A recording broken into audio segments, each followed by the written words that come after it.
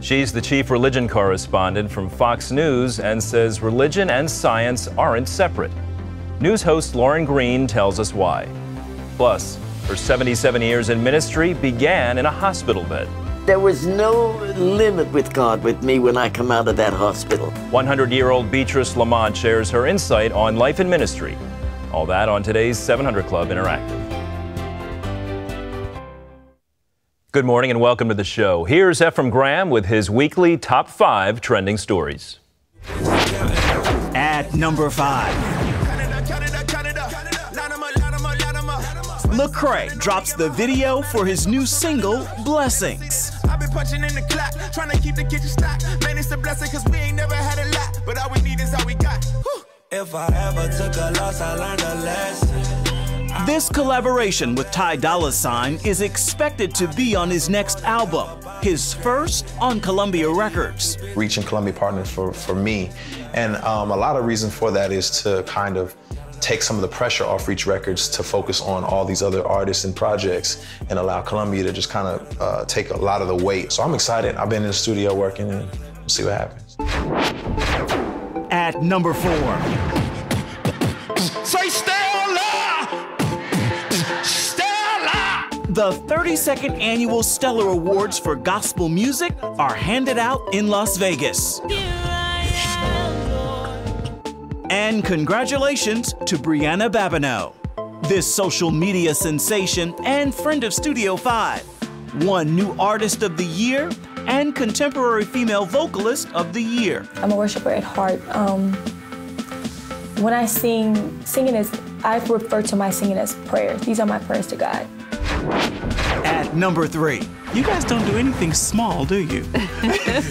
Yeah, this redefines epic, doesn't it? Following the epic Ben-Hur, Variety reports Mark Burnett and Roma Downey are developing a scripted religious drama for Netflix titled Messiah. Set in modern-day Middle East, the series will follow the world's reaction to a man performing miracles. Now to number 2. Have you been keeping secrets from me? No one knows how hard it is. Jessica Chastain leads the cast of the new film, The Zookeeper's Wife. World War II, when her zoo is bombed and they're forcing the Jews into the ghetto, she and her husband decide to risk their lives and the lives of their children to smuggle people out of the ghetto and hide them in the zoo. It's based on a true story set in 1939 Poland. What have you been up to in your little zoo? And at number 1, the miracle continues. Some great news for J.R. Smith and his wife. Their baby, who was born 5 months premature, is about to cross the 3-pound mark, and she just had a breathing tube removed, which is a big, big deal. Back in January, Cleveland Cavaliers' J.R. Smith asked fans and followers to pray for his daughter, Dakota, who was born 5 months early, weighing only 1 pound. The nurses said she's doing so well that we removed her tube and you could hold her without the breathing tube. It is a tremendous accomplishment. She's making amazing progress. All right, well, joining us now is Ephraim Graham. Welcome back. Thank you. Good to be back. Your friend Lecrae is in the news again. What's happening? Well, he's got this new video. He actually shot that video during Grammy weekend in California, and he purposely made sure that it really resembled what many fans probably are living, their experience with family. He didn't want glitz and glamour. It was shot in Hollywood, but it looks like just a family dinner. Such a beautiful, well-done video there, and probably the first single to whenever we're finally going to get that very first album with his signing with Columbia Records to handle his music alone anyway. So we're waiting for that to happen. Tell us about the backlash he's experiencing because of his partnership. Many people upset. I can say this. Lecrae has made it very, very clear. He wants to impact and touch mainstream. He wants to take the gospel to the masses. He's received backlash for partnering with Columbia Records, especially in light of all they do, but he also receives backlash for speaking out about racism, he's gotten used to this. It's like when people can't put you in a box, they get frustrated. Absolutely. They can't identify you in a certain category. Absolutely. So there's frustration. He said that two 2016 was probably, you know, one of the worst years of his life. He suffered loss, he suffered betrayal, and he lost a lot of fans and followers because he stood up to speak out against violence against young African Americans. And then he partners with Columbia Records. But he made it clear in our conversation even that people who are critical, saying, you know, that he's losing focus or losing vision, need not worry about that. He is still very much in control of the message of his music. Well, and who's to determine what his focus or message should be? Absolutely, absolutely. Powerful story, and I will say for anyone who has not read his book that also came out last year, it is very well worth a read. It's eye-opening. You think you know him, and then you read this book and go, wow, this is truly just a young, anointed man of God. 32nd Annual Stellar Awards. And tell us about Brianna and her victories. She started out on YouTube, and here's the thing. Her friends recorded her without her knowledge, really, and posted her singing on YouTube. She was singing this really in a song in a depressed state where she was like, God, I just surrender it all to you. I'm tired. Well, that video went viral and caught the attention of a record label in Atlanta. They reached out to her, signed her to a record deal, and within a year's time, she is the best new artist via the Stellar Awards, and she is just amazing. Her album is out. I have to brag. I'm actually on the album. How are you on the album? I am on the album, but only because a clip of our interview, actually, she used it on Look the at you album. lighting up with that big smile talking about being on the album. When I got sent the CD, I was like, wait a minute, that's me. Are you in the credits on the album as well? I'm in the credits, yes, I'm there. I'm there. Didn't get paid, but I'm there. How do you think, is she grounded and has a firm foundation in the Lord? Very much so, very much so. She, her parents divorced when she was really young, but her mom married a minister who has very much been a father in her life. He made her worship leader at his church in Louisiana, and even in all the traveling she does, she still has to be back at home in church on Sunday to lead worship. She had a track scholarship. She finished school, but she walked away from track and has a recording career. And she says her songs, her music are prayers to God. And if you listen to it, you can hear it from start to finish. That's all she wants to do is pray to God. And she is really encouraging other young people like herself that you can be passionate, follower of God, still have a great life, a great career, and enjoy what you do and have a lot of fun. Mark Burnett and Roma Downey seem to enjoy what they do. They will not take a break, right? They've got another project coming out, Messiah. What do you know about it? It's in the early development stages. It is a new series they're developing for Netflix. It's going to be set in modern times and essentially imagine Jesus coming to us right now, performing miracles. What's the world's reaction to a present-day Jesus walking the earth? Now, in addition to that, you know, they've also launched a 24-hour television network as well, Light TV. So they are some busy people. This new series, just in development stages, no date yet in terms of when it will come, but they just announced it just a couple of days ago. But we do know The Zookeeper's Wife is coming out very soon. Friday. Coming out Friday. What an amazing story. The zookeeper and his wife are Christians. When Germany invades Poland and is looking for Jews, they shelter Jewish people and hide them in their zoo because it was the right thing to do. Risk their lives to save more than 300 people. Just an unbelievable story. It's so nice to see. Do you know if the movie's faith-based as well?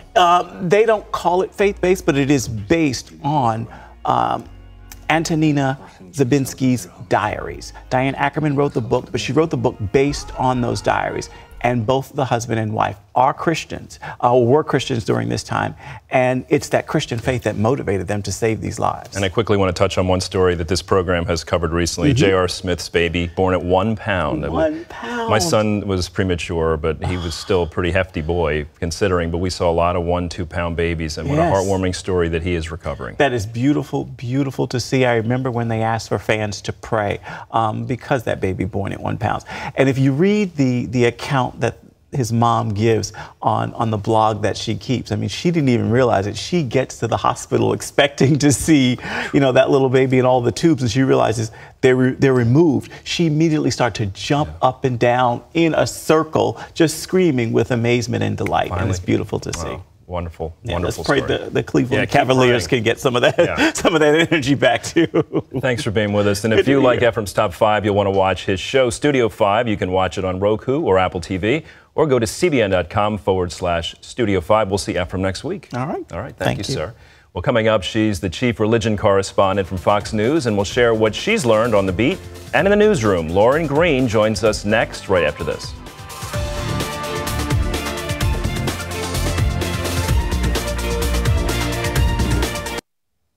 Well, as a journalist, Lauren Green has had to ask a lot of questions.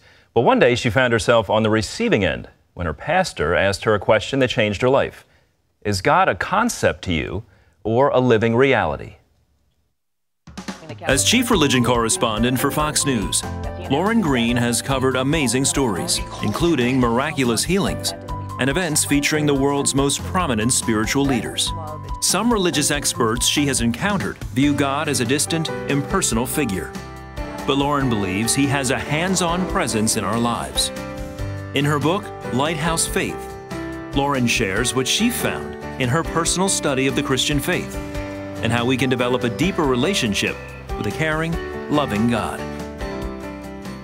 Well, joining me now is author and chief religion correspondent for Fox News, Lauren Green. Lauren, thanks for being here. Andrew, thank you so much for having me. I loved your book. I'm so impressed that you actually read it. You shouldn't be so surprised. I mean, just read it in incomplete, because I know a lot of people don't have time to read the book before they do the interview, but you did. There's some heavy-duty stuff in here. I mean, it's deep stuff. It's a lot deeper than the title would suggest, I think. And I think one of the reasons why it got rejected early on is because it was very technical, very much on science and faith, very much theological in its depth.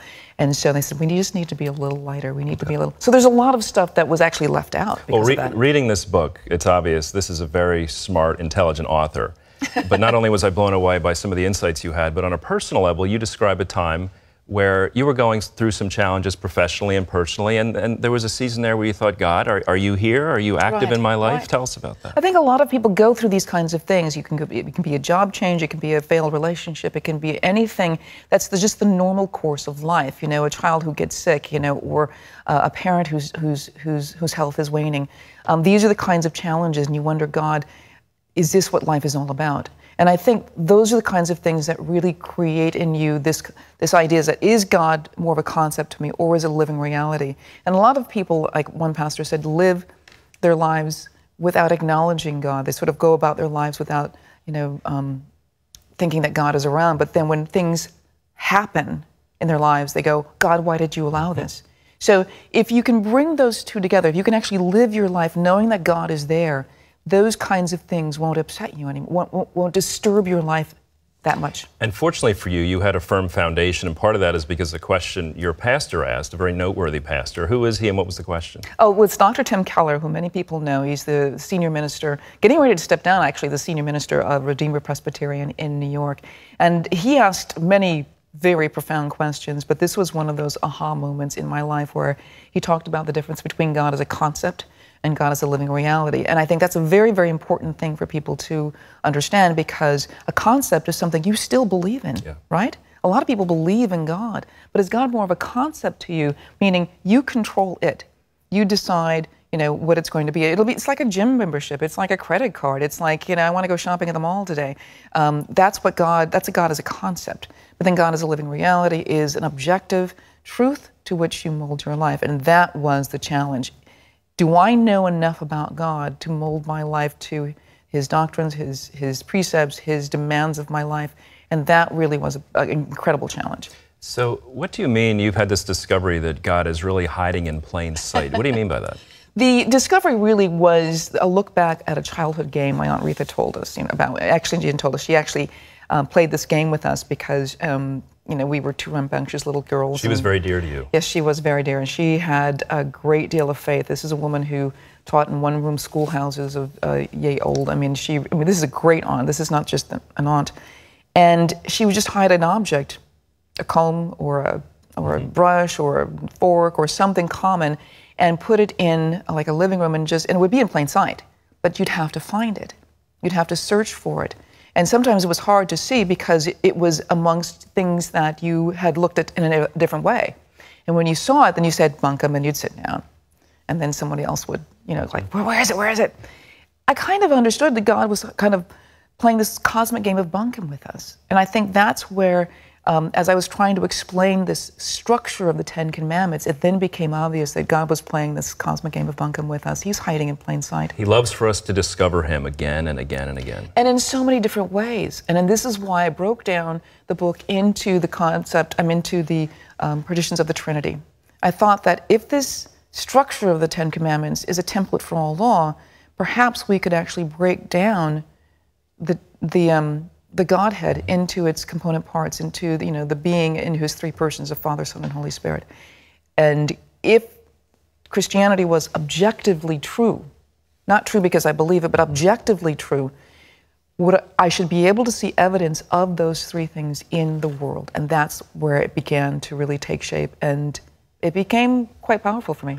One of the most interesting parts of your book to me was you're a reporter. You report on a lot of different things, a lot of different places. You go into Times Square to do some interviews with people about the Ten Commandments, right? And you were pretty shocked by the transparency. Oh my goodness, I couldn't believe anybody would start to admit to things that they were admitting to. I mean, you go in with the list of the Ten Commandments, because I knew most people didn't know the list.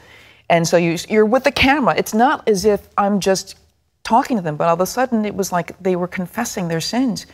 People were admitting to adultery, to almost near murder, to stealing. Coveting was a little more nuanced. They didn't understand the concept of coveting. But people weren't that resistant to bare their soul? They were bearing their souls. It really was this idea that, and I thought of that verse, at the name of Jesus, every knee will bow, that when they were confronted with the actual law, that it changed their being. They, like I said before, they said, I am guilty.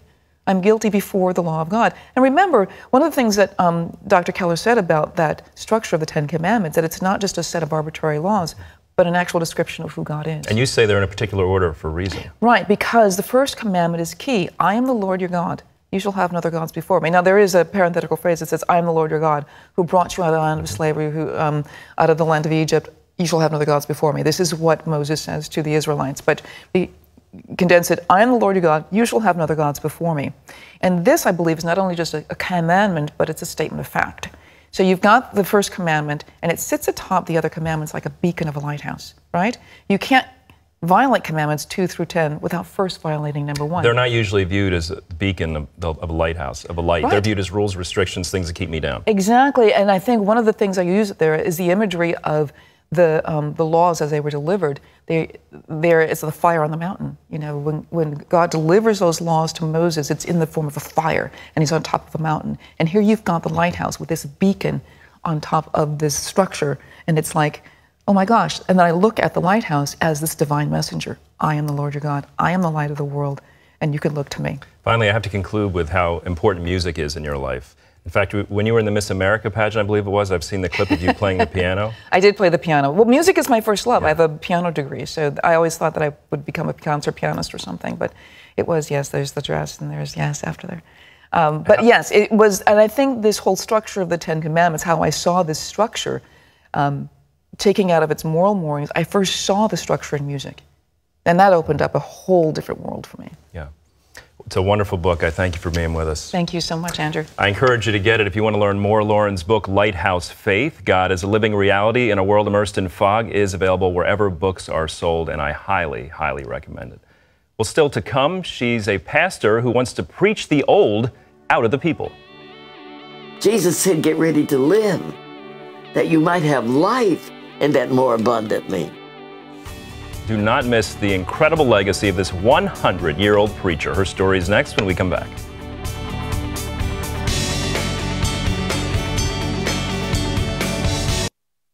Reverend Beatrice Lamont is still going strong, even at 100 years of age. She's ministered to people both at home and around the world.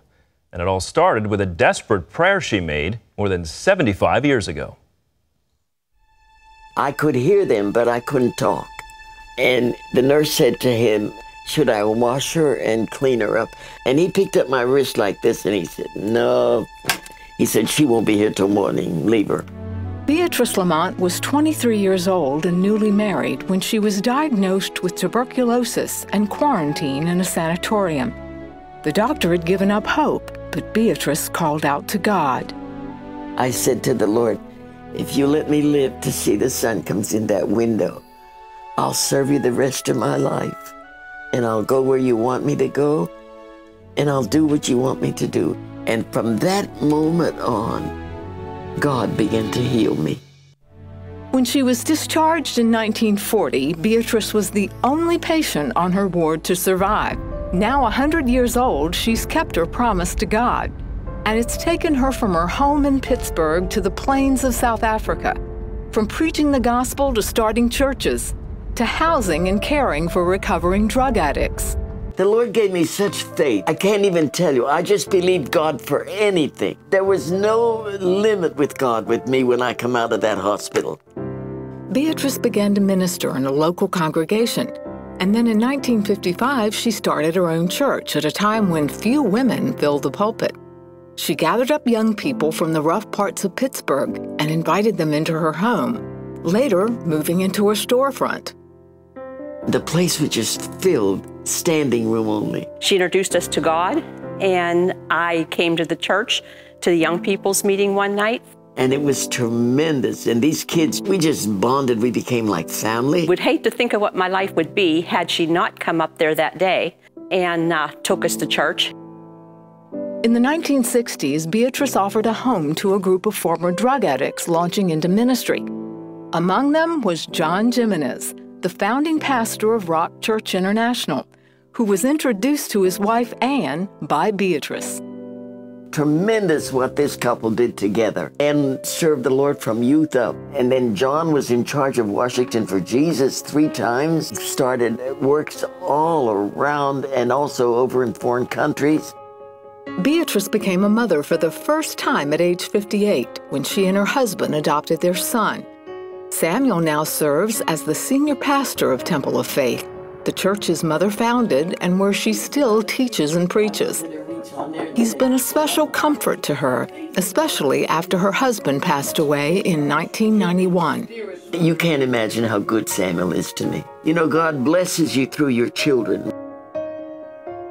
Last October, in honor of his mother's 100th birthday, Samuel invited friends and ministers from 15 states to celebrate her 77 years of ministry and to thank her for keeping her promise, a promise she has no intention of giving up anytime soon.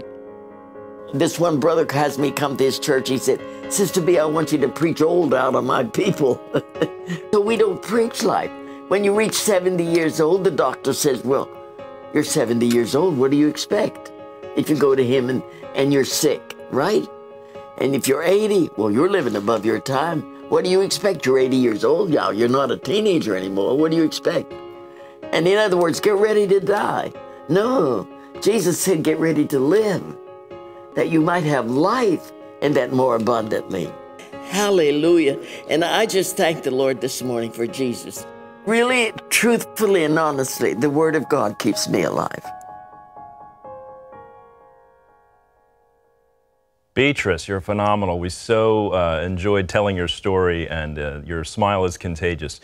It's interesting to hear her say at one point in her life, I believe it was in her late 20s, how she said, I would ask God for anything. I thought nothing was impossible with God. And we hear that, and sometimes we believe that. But you know what she did next? She started to serve other people. She started to invite people into her home, into her ministry. She decided to serve. And God really responded to that servant's heart. He poured out His blessings and His love, and now He has poured out health upon her, and she is making such a difference in the lives of people. And we want to let you know, if you're struggling with something, if you don't have a drive like she does, not many do, but if you're struggling with something and you'd like prayer in your life, you can call us. We would love the privilege of praying for you. You can call 1-800-700-7000 and just tell us what your prayer request is, how we can pray for you, and we would love to do that. Well, today we want to leave you with Psalm 92, verses 14 through 15. Even in old age, they will still produce fruit. They will remain vital and green. They will declare, the Lord is just. He is my rock. And let's remember that today as we go through struggles and challenges in life. It's so important to remember who our rock really is and the foundation of our life. It's too hard in this life to do things on our own. Trust the Lord. Let Him know what you need and how much you love Him, and He will be faithful to you. We encourage you to call us for prayer if you need it. Thanks for joining us today. Until next time on 700 Club Interactive, I'm Andrew Knox. We'll see you. Bye-bye.